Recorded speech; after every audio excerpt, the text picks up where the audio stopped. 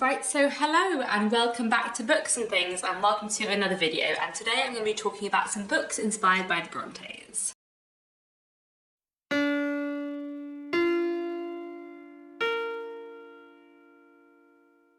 So, as people who watch this channel will know, my debut novel, The Secrets of Hartwood Hall, came out fairly recently, which was, very exciting. And The Secrets of Hartwood Hall is a bit of a Jane Eyre retelling, sort of. It's not like a retelling, but it is definitely like in conversation with Jane Eyre and some other Brontë books. And thinking about The Secrets of Hartwood Hall, I was thinking about other books that I really love, which are also inspired by the Brontës. So today I have 10 books for you, which I want to talk about, all of which are inspired by the Brontës in some way or another. Some of these are direct retelling, some of these are books that I feel have Brontë vibes, even if they may not be retellings at all, consciously. So I'm going to start off with some very direct retellings and then move to more vaguely inspired by, I think, books. The majority of these are books that are inspired by Jane Eyre, with a couple that are inspired by Wuthering Heights. But I'd be interested to know if people have any recommendations for books inspired by other Brontë novels, because I feel like Jane Eyre and Wuthering Heights get revisited quite a lot, but there are a lot of other fantastic books by the Brontës which maybe get revisited and kind of written back to less often. So if anyone has any recommendations for them, I would like that too. But anyway, let me get into the recommendations. So the first book I wanted to mention is a classic and a direct retelling, and that is Wide Sargasso Sea by Jean Rhys.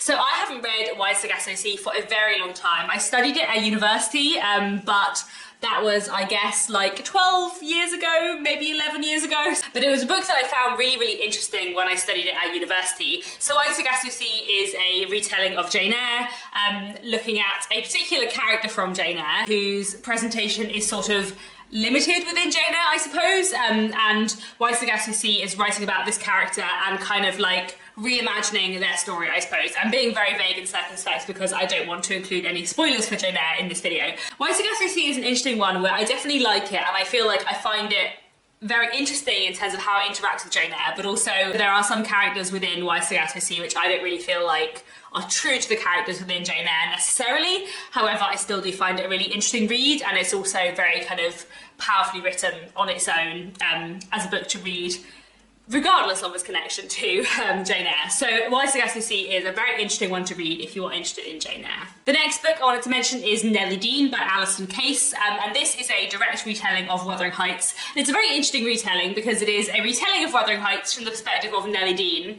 who is also the narrator of Wuthering Heights.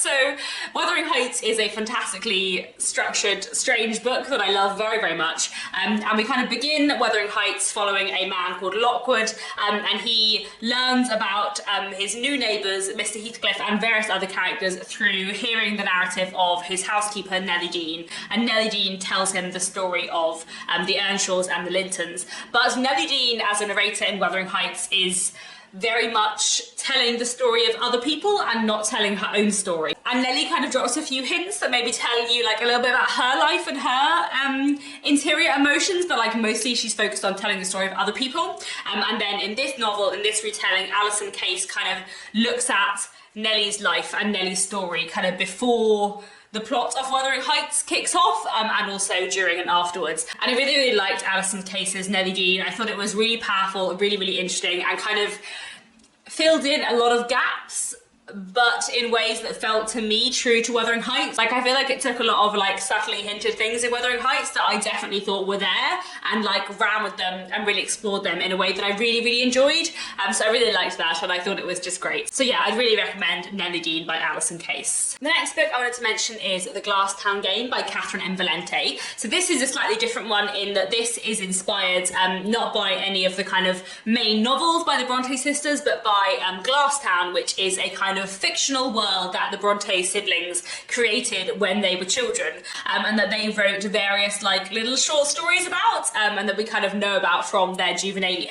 And in this novel, which is a middle grade novel, Catherine M. Valente imagines what would have happened if Charlotte, Emily and Branwell Brontë were to step into Glass Town and kind of go on an adventure, and it's just quite weird and very delightful. It has a bit of a Alice in Wonderland feel to it, and I really, really enjoyed it. It's definitely one I'd recommend if you like the Brontës. And then the next couple I have are books which are sort of clearly, intentionally, consciously inspired by Brontë books, but not set in the world of the Brontes. They're books which are very much like in conversation with the Brontes and kind of making direct references to the Brontes, but they're not like set within the world, the fictional worlds that the Brontes created. And the first book I wanted to mention of those is a classic, and that's Rebecca by Daphne Duare. I did speak about this in another video recently, but I really, really love Rebecca, and one of my favourite things about Rebecca is the way it interacts with Jane Eyre. I feel like Rebecca is very much a book that is speaking back to and reinterpreting Jane Eyre. And that's something about it that I really, really like. I feel like the way it engages with Jane Eyre is just fascinating. So Rebecca is a book which follows a young woman who at the beginning of the book meets a man called Maxim de Winter, who she doesn't really know. She marries him and travels back with him to his mysterious country estate. And when she arrives there, she soon starts to learn more about Maxim's first wife, Rebecca, who everybody loved. And everything kind of goes on from there. It's spooky and gothic and atmospheric in a wonderful way. And I feel like the way Rebecca kind of interacts with Jane Eyre is just really, really interesting, and it's something that I really, really love about it. I made a whole video about it ages ago, which I'll link down below, but I really, really love Rebecca a lot, and I feel like it's just, yeah, such a fantastic, atmospheric, rich book. The next book I wanted to mention is The 13th Tale by Diane Setterfield, another book I speak about all the time, but I do love this one hugely. This is probably my favourite contemporary novel. I think it's truly fantastic, and it is a book which is very much in conversation with the Brontes, especially with Jane Eyre. But to be honest, maybe a little bit with Wuthering Heights as well, because it is kind of about this very dysfunctional, wild family, which I feel like is definitely something Wuthering Heights deals with too. So The 13th Tale tells the story of Margaret Lee, who is a biographer, and she travels across England to meet a famous author called Vida Winter, who is going to tell her the story of her life, and Margaret is going to make a biography from what Vida tells her. And this book is basically partly Margaret getting to know Vida Winter, and also the story that Vida tells her, which is very unreliable and twisty and turny, and tells the story of these two twin girls growing up in a mysterious place called Angelfield House. There are heavy Jane Eyre vibes throughout the 13th Tale, lots of direct and indirect references to it, and I just love the 13th Tale so much. Also, Margaret Lee, the main character, loves classics and old books and talks about that a lot, and I just really, really love the way that the 13th Tale interacts with classics and interacts with the Brontes. This is one of my favourite books ever. I think it's fantastic, has just like the best plot and like amazing twists and turns in it, and yeah, I highly, highly recommend The 13th Tale. It is glorious. The next book I wanted to mention is one that I've read very, very recently, and that is The Manor House Governess by C.A. Castle. So this is a book which is not coming out until slightly later on in 2023, but I read an early review copy and I really enjoyed it, and I thought I would mention it here because it is very much a Jane Eyre retelling. So The Manor House Governess is set in contemporary England, and it follows Bron Ellis, who takes on a new position as a private tutor to a little girl called Ada, who lives with her father and her brother in a big grand house in Cambridge. And Bron comes to his new position as a tutor. And Bron is genderqueer and really likes the idea of thinking of himself as a governess. And the book is kind of about his relationship with Ada, the little girl he is teaching, and also about his sort of strained relationship with Ada's elder brother, Darcy, who is a bit older than Bron. And it has like all of the Bronte vibes, all of the Jane Eyre vibes, but also like lots of Glorious Austen vibes too. And I really, really enjoyed how The Manor House Governess as a book like interacts with classics and interacts with the Brontes and various other classic authors in just like a really glorious way. If you enjoy classic literature, you will absolutely love C.A. Castle's book. It's just so much fun, and there are so many like delightful little in-jokes about classic literature. It was both like really clever and smart and moving, but also just like so fun. So yeah, I highly recommend The Manor House Governess, and yes, another great book which interacts with the Brontes. The next book I wanted to mention is actually a short story collection, and that's this. This is Red Room and Other Stories, edited by A.J. Ashworth.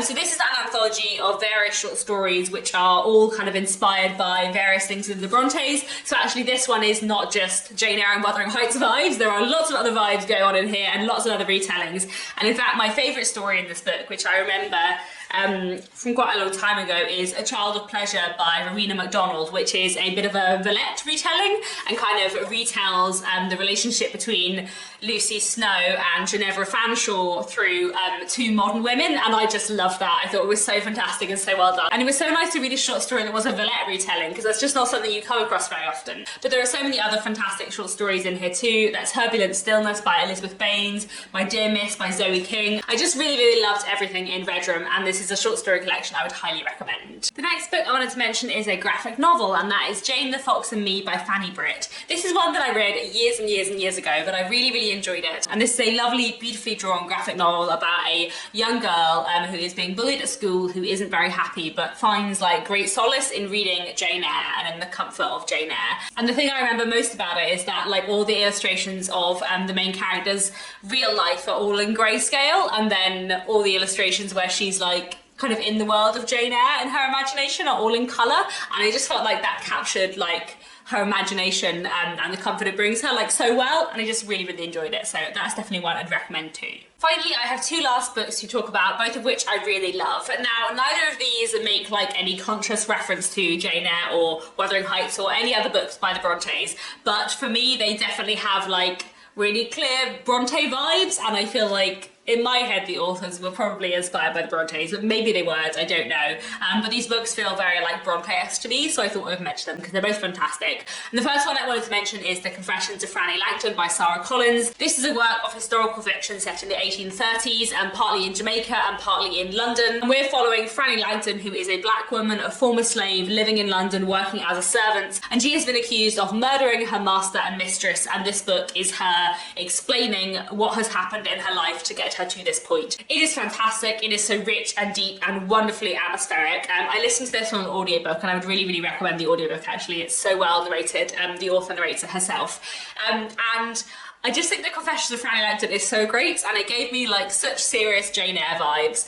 Like I feel like there's something about the narrative structure of it and kind of the amount of time we spend in Franny's childhood and then the amount of time we spend in her adulthood, and like the way the story structure works and like the people she spends time with and at which point she kind of moves away from them. It just felt like very like Jane Eyre in terms of the story structure. And I feel like there are definitely other things which feel reminiscent of Jane Eyre in terms of like the household position she has and her relationship with the people around her. I just think that The Confessions of Franny Langton is fantastic, and if you like Jane Eyre, it's really, really worth a read because it's just a wonderful book. Then finally, I wanted to talk about An Atlas of Impossible Longing by Anuradha Roy. This is another fantastic book, and this book for me really made me think of Wuthering Heights a lot. It's about a complicated family and all the complicated structures between them, and what happens when this family take in an orphan boy, and kind of the influence that he has on the family. And it also moves like through quite a long period of time, and those kind of things, the sort of complicated family dynamics, the introduction of a young boy into a family who is going to kind of disrupt things, and the sort of long period of time it's set over, like that just really makes me think of Wuthering Heights. And I feel like this book has a lot of very similar themes to Wuthering Heights as well. It's really, really fantastic. I'd highly recommend it. I read it, a few years ago now and really loved it. So